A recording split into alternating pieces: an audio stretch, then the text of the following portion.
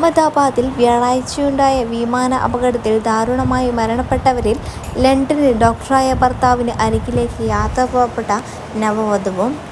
ബാലേത്ര ജില്ലയിലെ അറബദുവാദ ഗ്രാമത്തിൽ നിന്നുള്ള മദൻ സിംഗ് രാജ്പുരോഹിതൻ്റെ മകളായ ഖുഷ്ബു ഖൽവാറാണ് എയർ ഇന്ത്യ വിമാനത്തിൽ കൊല്ലപ്പെട്ടത്.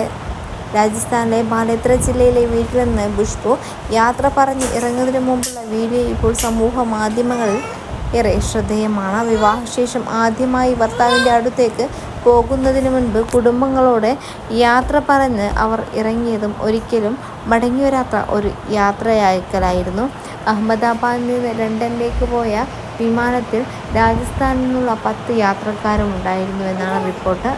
യാത്രക്കാരിൽ 3 കുട്ടികളും ഉണ്ടായതായി റിപ്പോർട്ടുണ്ട്. നമ്മുടെ ചാനൽ സബ്സ്ക്രൈബ് ചെയ്യാത്തവരുണ്ടെങ്കിൽ സബ്സ്ക്രൈബ് ചെയ്യാനും കൂടെ ബെല്ലൈക്കൺ പ്രസ് ചെയ്യാനും മറക്കരുത്.